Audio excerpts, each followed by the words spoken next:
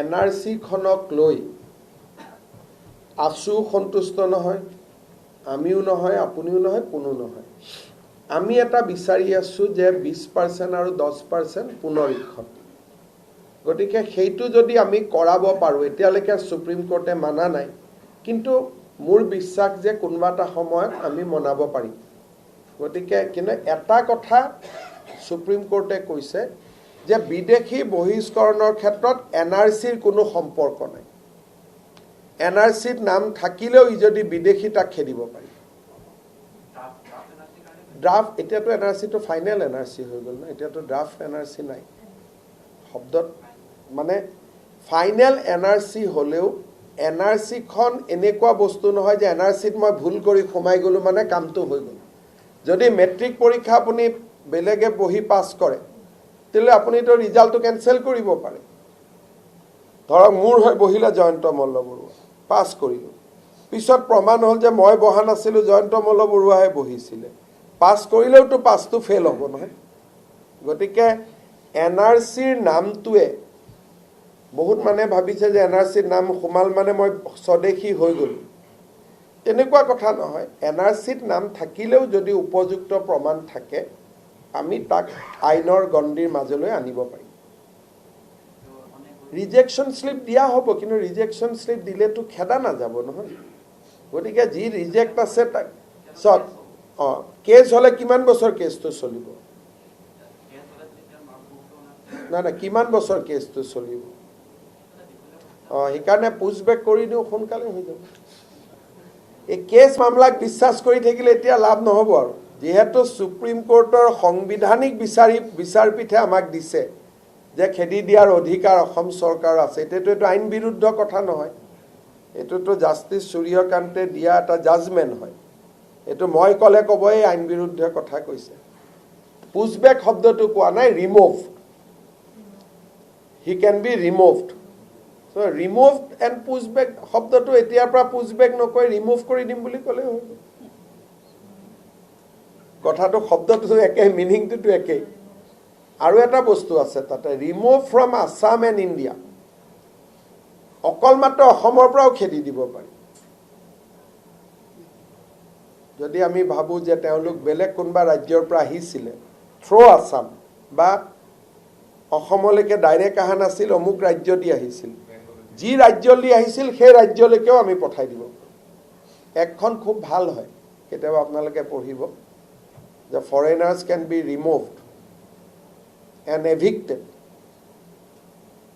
তাত ৱৰ্ডিংছ আৰু ডিচিয়ে মাত্ৰ ভাবিলেই হ'ল। গতিকে এইখন এতিয়া আমি অলপ অলপ কৰি আছোঁ, কেইটামান এতিয়াও 35 জন ৰেডি হৈ আছে, পানীৰ কাৰণে যাব পৰা নাই, 2 দিনতে যাব। এইবিলাক পঠালে আমাৰ ইয়াত সমস্যাটো বহুত ডাঙৰ, পঠাই সমাধান কৰিব নোৱাৰি, কিন্তু পঠালে নতুনকৈ অহা ৰাস্তাটো বন্ধ হৈ যায়। তাতে মেছেজটো গৈ পায় যে নাযাবি দেই, বিপদ হ'ব।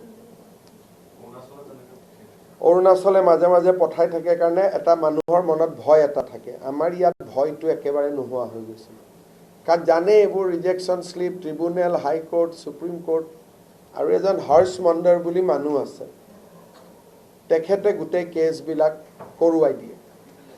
এছেম্বলিতে মই কৈছোঁ, তেওঁ বহুত এনআৰচিখনো, গোটেই এনআৰচিখন ধ্বংস কৰাৰ ক্ষেত্ৰত তেওঁৰ ৰোলটো আটাইতকৈ ডাঙৰ। আৰু তেওঁ কোন আছিল? সোনিয়া গান্ধীৰ যিখন নেশ্যনেল এডভাইজাৰী কমিটি আছিল তাৰ তেওঁ মেম্বাৰ আছিলে। আৰু আপোনালোকে কেইটামান ল'ৰা দেখিব কংগ্ৰেছত, নামকেইটা ক'লে আৰু ৰাতিৰ ভিতৰতে ডাঙৰ মানুহ হৈ যাব, গতিকে তেতিয়া টিকটো পাই যাব, মই নকওঁ। আৰু কেইজনমান কংগ্ৰেছত উকিল আছে, আমেৰিকাত সিহঁতক পঢ়ুৱাই লৈ আহিছে,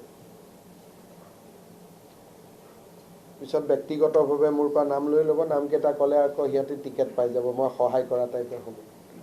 কাৰণ কংগ্ৰেছততো এতিয়া কোনোবাই কয় নহয় মোক কৈ প্ৰেচিডেণ্ট পাতি দিলে, তাৰমানে কংগ্ৰেছততো দেশৰ প্ৰেচিডেণ্ট হোৱা নাই, কংগ্ৰেছৰহে প্ৰেচিডেণ্ট হৈছে। কংগ্ৰেছৰ প্ৰেচিডেণ্টটোতো প্ৰ' পাকিস্তানীয়ে হ'ব না, কাৰণ কংগ্ৰেছেই প্ৰ' পাকিস্তান কৰি আছে, ৰাহুল গান্ধীয়ে নিজেই এতিয়া পাকিস্তানক সমৰ্থন কৰি আছে। গতিকে ৰাহুলৰ ওচৰ চুবুৰীয়াবিলাকতো প্ৰ' পাকিস্তানীয়ে হ'ব। আৰু তেওঁলোকে এনেকৈ কয় মোক প্ৰেচিডেণ্ট পাতি দিলে, অলপ ভয়ো লাগে, ভাৰতৰ প্ৰেচিডেণ্ট হৈ গ'ল নেকি? পিছত গম পালোঁ নহয় কংগ্ৰেছৰহে প্ৰেচিডেণ্ট হৈছে।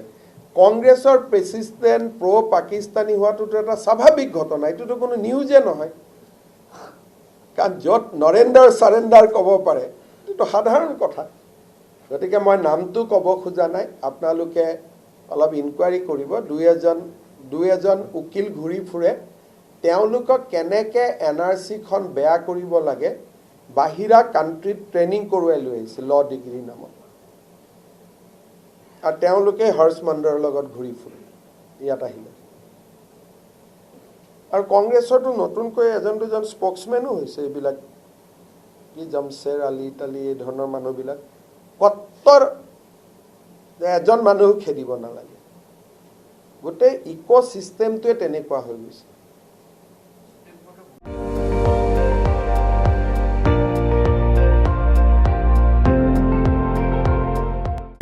আপুনি চাই আছে ND24, সৰ্বশ্ৰেষ্ঠ নহয় সৰ্বোত্তমৰ দৌৰত।